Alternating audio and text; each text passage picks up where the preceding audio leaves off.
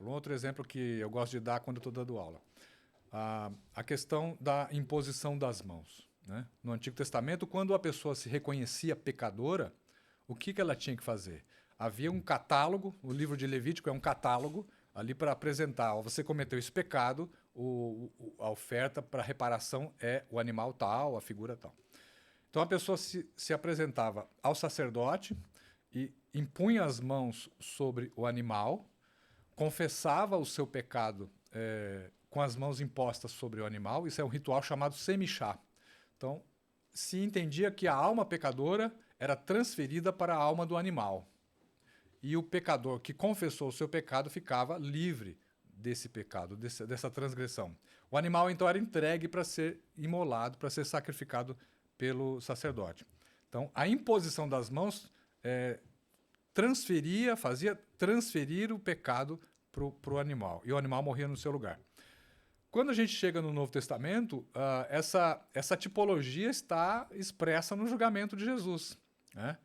Jesus ele é avaliado pelo Pôncio Pilatos, que faz o que o sacerdote fazia. O sacerdote olhava o animal, falava, não tem defeito e não tem mancha, pode ser sacrificado. Pode ser usado no sacrifício. Né? Exato. Pilatos olha para Jesus e fala, eu não vejo nenhuma transgressão nesse justo. Ele faz a figura do sacerdote. E ainda pede uma bacia de água para lavar suas mãos. Exatamente aquilo que o sacerdote fazia. Havia uma bacia de bronze no tabernáculo. Né? Sim. Aí, o que fazem com Jesus? Os soldados tecem uma coroa de espinhos e colocam sobre a cabeça de Jesus. Aquilo ali é uma representação tipológica das mãos da humanidade sendo colocadas sobre a cabeça do Cordeiro de Deus que tira o pecado do mundo. Não dá para todo mundo colocar a mão sobre a cabeça de Jesus, mas tem uma figura tipológica sendo cumprida ali. Né? Então você vê, o aspecto está claramente representado, o tipo está claramente representado ali. Né? O próprio João Batista vai dizer de Jesus, né? Eis o Cordeiro de Deus que tira o pecado do mundo. Não cobre. No Antigo Testamento, o pecador transferia a alma pecadora para o animal, mas Hebreus vai dizer, é impossível que sangue de bodes e de touros remova pecado. Então o que Deus fez com o pecado? Se ele aceitou um animal para reparar a minha culpa, o que ele fez com esse pecado? É como se Deus tivesse varrido o pecado para debaixo do tapete, na sua onisciência, né? Porque ele aguardava que no futuro, na sua onisciência, ele sabia que no futuro viria um cordeiro que poderia tirar o pecado, não cobrir. O pecado no Antigo Testamento ele era coberto, tem a palavra capar, que era cobrir. Né? Quando João Batista vê Jesus, ele não fala eis o Cordeiro de Deus que cobre o pecado do mundo. Olha aí com as coisas acontecendo. Eis o Cordeiro de Deus que tira o pecado do mundo. Né? Então está claramente expresso ali toda a configuração do cumprimento da tipologia do sacrifício em Jesus. Começa ali, né? Legal, hein? Top. Então, nunca tinha pensado por esse lado na questão de Pôncio Pilatos também. Ele está fazendo a figura do sacrifício. A coroa, exatamente. A transferência do pecado da humanidade. Depois que ele é crucificado, ele vai ser imolado, né? É muito bonito. Quando você vê o livro de... Por isso que é interessante. As pessoas geralmente param de ler a Bíblia no livro de Levítico, né?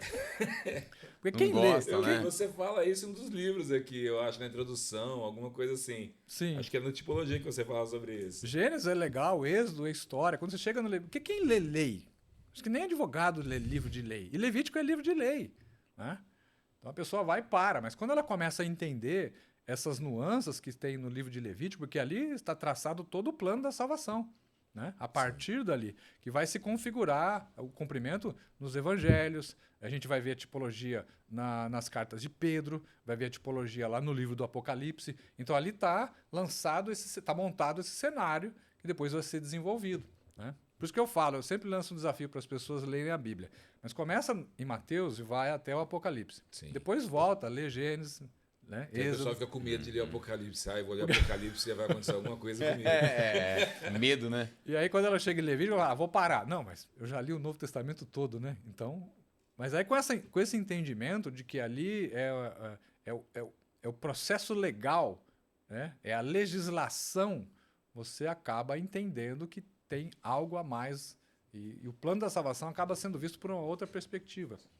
E outra, a pessoa também pode usar algum bom curso teológico, né, para auxiliar ela também nessa leitura bíblica, não é? Porque a gente sabe que, claro, é o Espírito Santo que nos ajuda a entender as linhas aí da Bíblia, mas um bom curso teológico resolve bem, né? Um comentáriozinho bíblico, né? Ajuda, Uma boa aula ajuda. Muito, muito. Sim. Porque tem coisas que você vai ter que entender contextos da época, contextos históricos, Sim. e isso não é fácil pra gente, né? Não, porque eu até gosto de uma fala do Augusto Nicodemos que fala que aquele mundo bíblico já não existe mais, nem o do Novo Testamento que dirá do Antigo, né?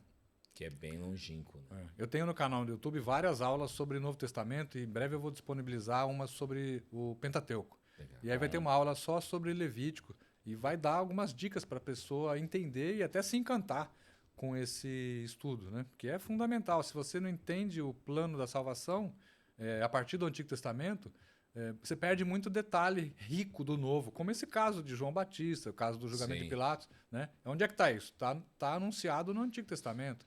Então é preciso entender esse contexto para que as coisas ganhem mais vida, oxigenem melhor o Novo Testamento e acaba ficando mais enriquecido, né?